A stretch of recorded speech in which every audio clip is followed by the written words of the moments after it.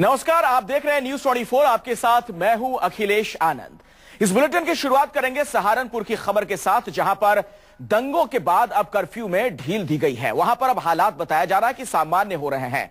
आपको ताजा तस्वीरें दिखाते हैं सहारनपुर में इस वक्त क्या हालात हैं। आज कर्फ्यू में 4 घंटों की ढील दी गई है। उसके बाद आप देखिए तस्वीरें, किस तरीके से लोग बाहर निकले घरों से और जो रोजमर्रा की जरूरत की चीजें होती है वो खरीदने के लिए बाजार की तरफ बढ़े लोग। सहारनपुर, जहां पर 2 अलग अलग धर्म के लोगों में झगड़े हो गए थे, उसके बाद दंगे जैसे हालात पैदा हो गए थे।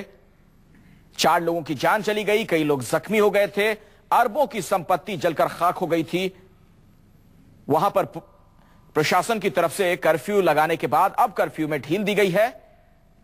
और ऐसे में आप देख सकते हैं, ये ताजा तस्वीरें हम आपको दिखा रहे हैं उत्तर प्रदेश में सहारनपुर की, जहां पर कर्फ्यू में ढील के बाद आज बाजार में चहल पहल देखने को मिली। बड़ी संख्या में लोग घरों से बाहर निकले। कर्फ्यू की वजह से जो उनके घर में सामान होते हैं, जो रोजमर्रा के इस्तेमाल की चीजें होती हैं, वो खत्म हो गई थी।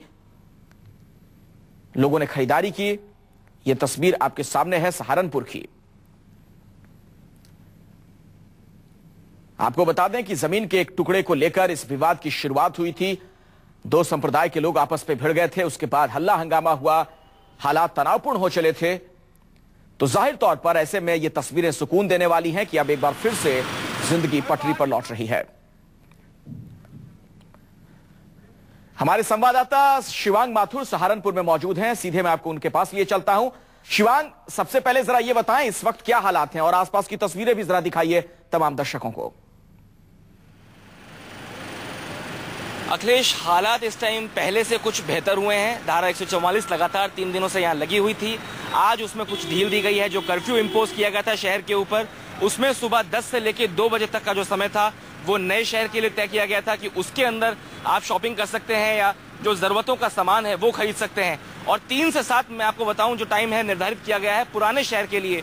पुराना शहर वो इलाका है जहां अधिकांश तौर पे मुस्लिम समुदाय के लोग रहते हैं और जो नया शहर है वहां सिख समुदाय के लोग ज्यादा रहते हैं। मैं आपको दिखाऊं, मेरे ठीक पीछे ये पुराना शहर का कॉलोनी है, जहां आप देख पाएंगे कि जो लोग हैं यहाँ थोड़ी हलचल है, लोग बाग चल फिर रहे हैं और निकल रहे हैं। जैसा कि आप जानते हैं कल ईद का त्योहार है और ईद के त्योहार के लिए जो तैयारियां होती हैं वो करने के लिए आज यहाँ से लोग निकले हैं। कुछ कर्फ्यू के अंदर जो ढील दी गई है, माहौल थोड़ा शांतिपूर्ण है और अब कुछ वापस से सौहार्द जो है इस शहर का वो लौट रहा है।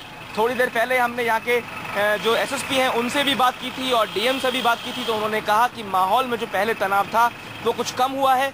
जब हमने यहाँ के मुस्लिम समुदाय के लोगों से बात की तो निश्चित तौर पे उन्होंने दुख तो जताया है कि ईद से पहले और रमजान के महीने में इस तरह का हादसा इस शहर को झेलना पड़ा, लेकिन कहीं ना कहीं उनको मन में एक उत्साह भी देखा मैंने कि जब क्योंकि कल उनका त्योहार है तो उसके लिए वो काफी उत्साहित भी थे। अखिलेश।